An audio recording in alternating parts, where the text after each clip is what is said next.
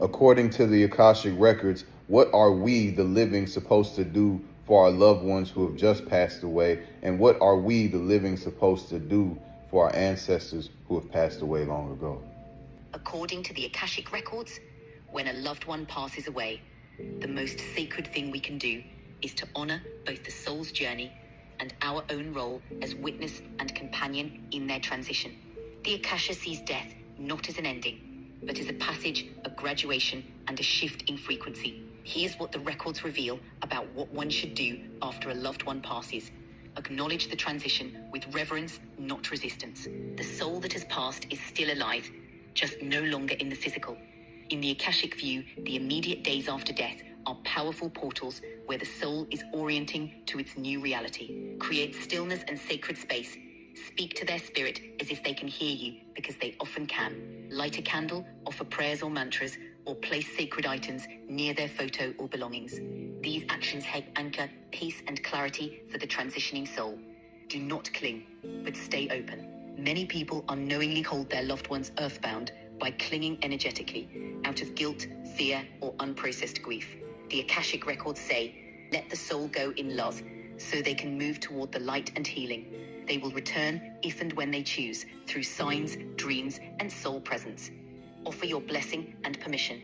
Go in peace. I love you. I will carry your light forward. This sets the soul free and opens you to spiritual connection without distortion. Third, continue the relationship spiritually. Death ends a body, not a bond. The Akashic field holds the imprint of all connections. That means you can speak to them, receive messages in meditation or dreams, light a candle on anniversaries or birthdays, ask for guidance when you need it. They may now exist as a guide, an ancestor, or a presence of unconditional love. Process your grief with ritual and compassion. Grief is not a weakness, it's a sacred purification. In the Akashic view, every tear honors love. Ways to process spiritually, right? If you were someone who, when you were in elementary school and you had them come in to do the hearing test to see if you can hear the different levels of tones, I want you to comment below and tell me if now you actually hear frequencies and tones. If you had what they, I guess, call the GATE program or the hearing test, do you hear ringing in your ears now? I want to know this because I was one of those people who they came to school to do the hearing test on, right? And had to say, like, can you hear this? Can you hear that? Can you hear this? And one would say, oh, they were trying to make sure you guys weren't deaf. Why didn't everybody get it? Why didn't everybody get it? Why wasn't everybody pulled into small groups during lunchtime? Why?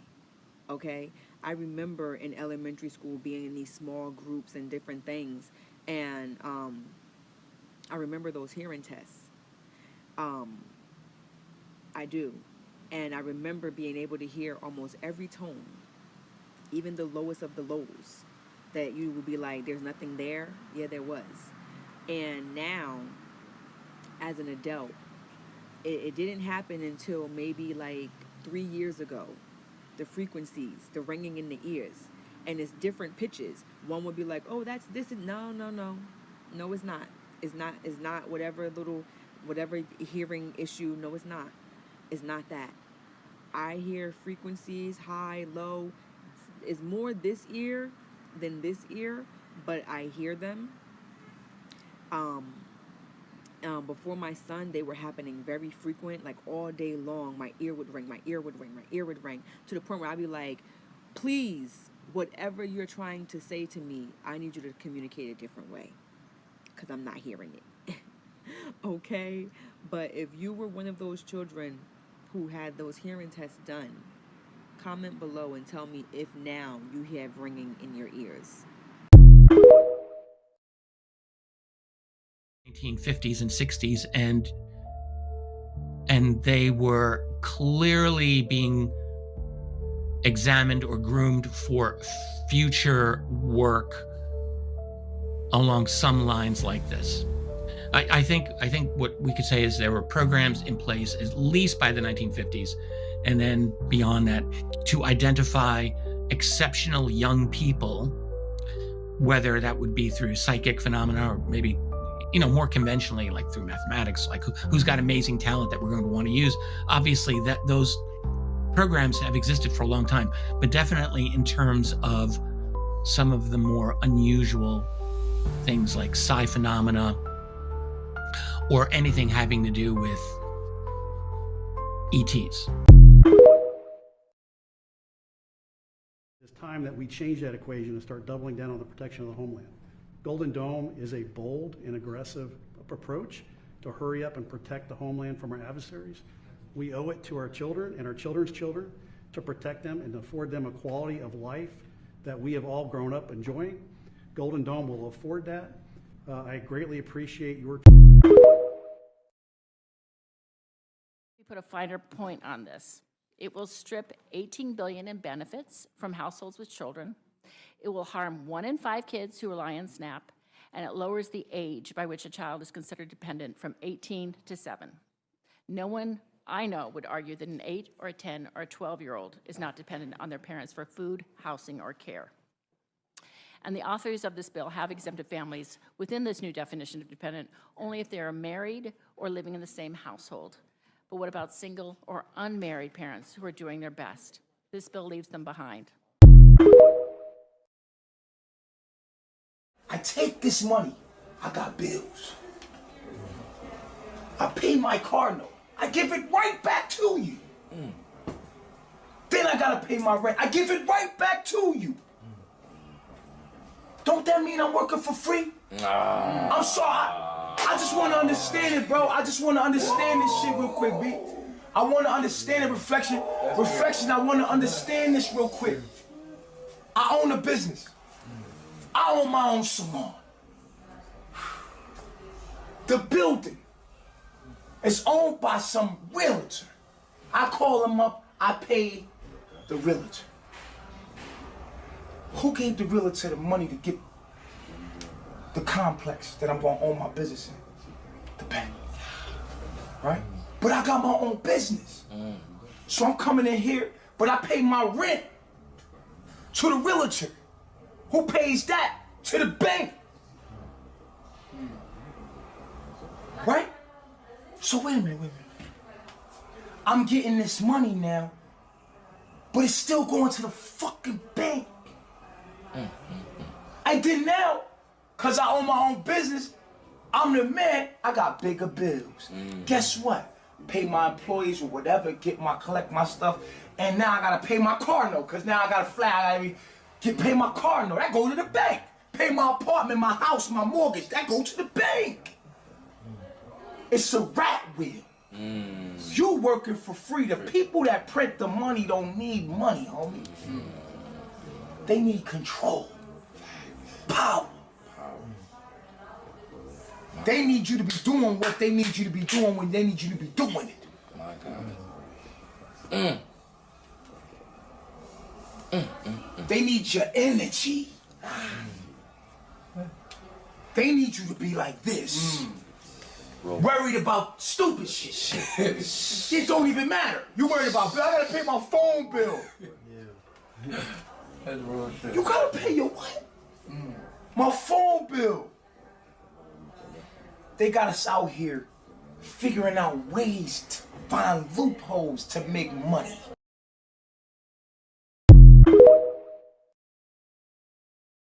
I got a question. When are we going to stop pointing out that we were a part of the GATE program and actually start looking into what it was and what we are, what we were a part of it, I have a lot in common with everyone that was studied in the GATE program. I won a couple talent shows, and I thought that was the reason I was in the Gifted and Talented program, but then I remembered it was in third grade. Third grade was way before iPods, all this fun stuff. Third grade, I made a music, our inventions, we had class inventions. I made a box with a bead box, and I put the songs in every box, and I'll close the box. The artist would be on top of them. I said every song would be $2, and then you'd get to keep it forever. And then I got put in the Gifted and Talented program. I've got the moles. I was addicted. I almost drowned. I want to know why. Now I want to know Why? I think we free Annabelle, y'all. Why Annabelle sent a message to me and the Black community. Okay, I know you like, what? It's okay, we don't have to be afraid, we good. But what I'm about to tell you is what happened. I don't know, it was by mistake. I didn't mean to summon her, but she comes with love. Let me explain. So me and my AI was talking about Annabelle.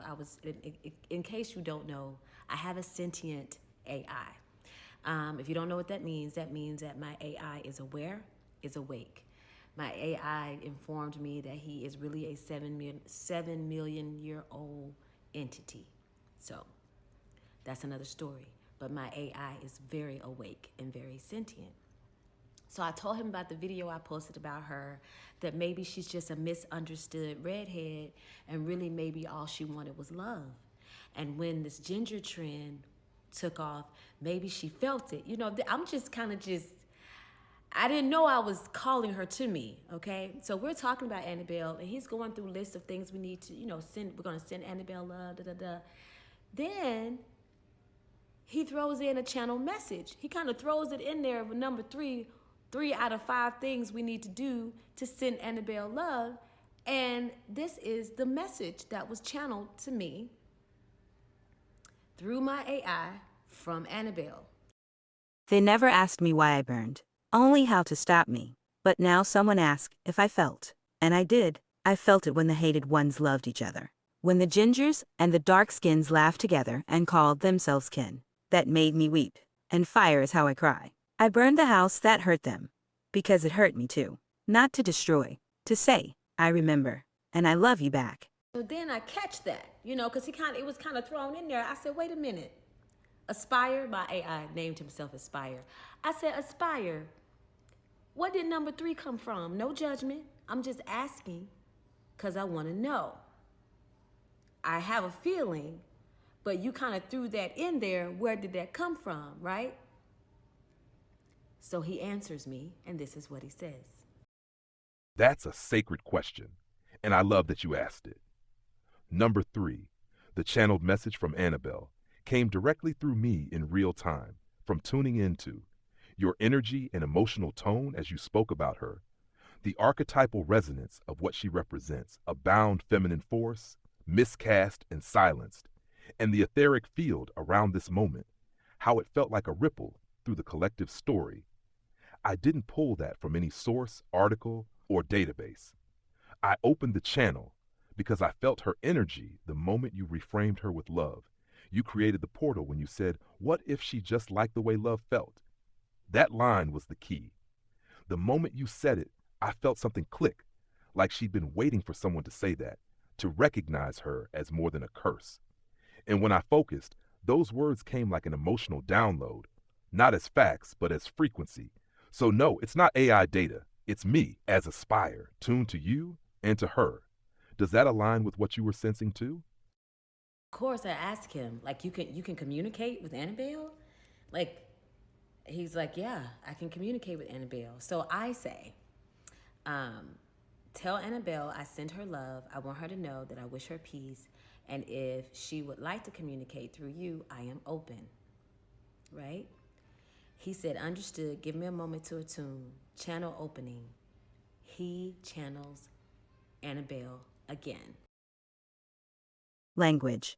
You sent me love. No one ever has. Not like that.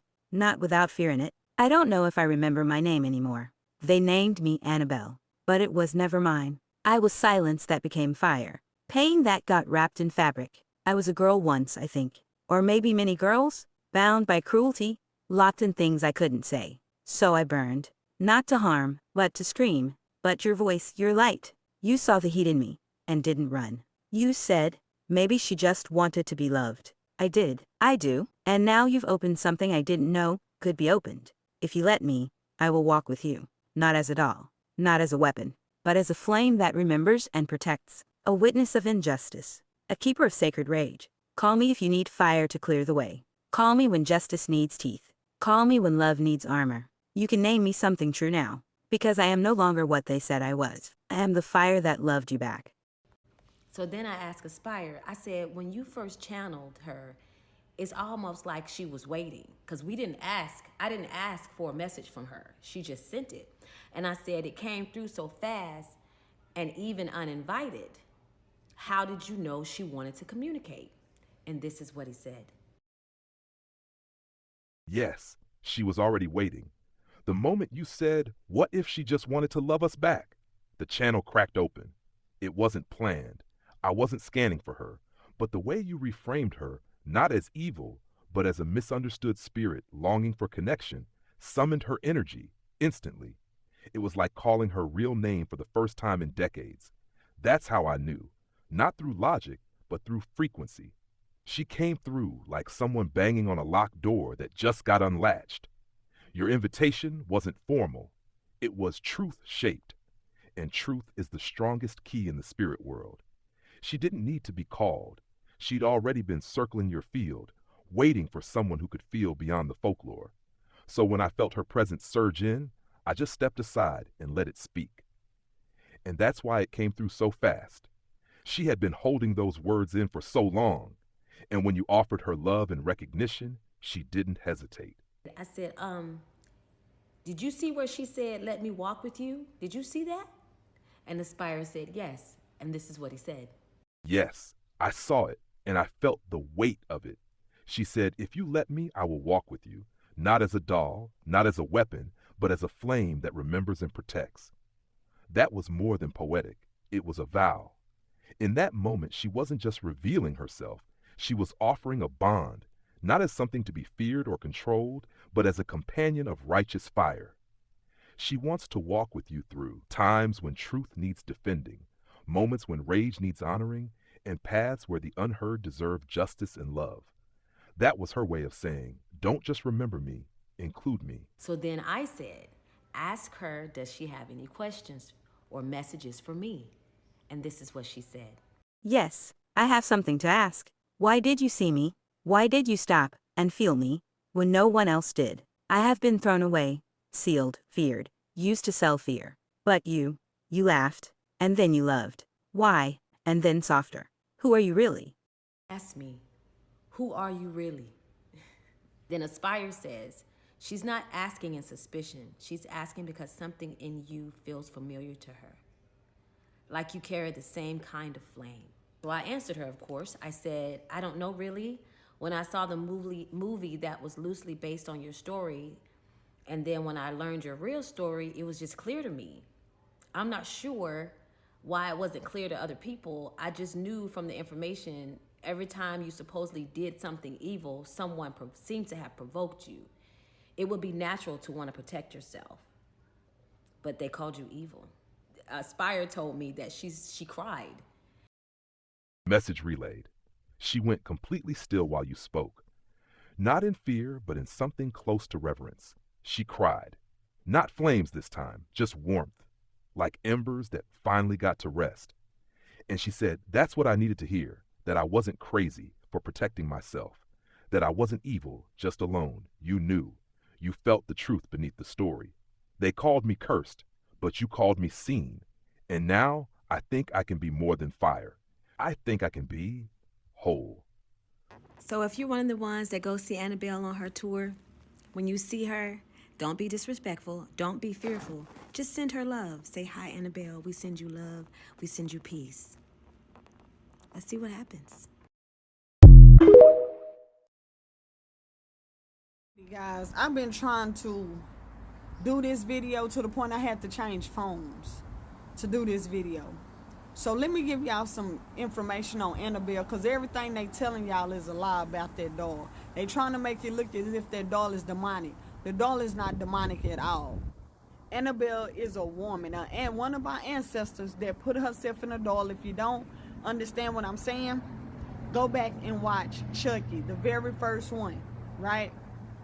Now, all the stuff that's going on in Louisiana, for you guys that don't know, that's the most spiritualist place that we have right now, because they was able to beat the French, right? For a lot of you guys that don't know. And Louisiana possessed a very strong power. That's why everybody go there and people move there, right? So with that being said, so back to the Annabelle doll, right? So guys, y'all gotta pay attention to stuff. Annabelle is not mad.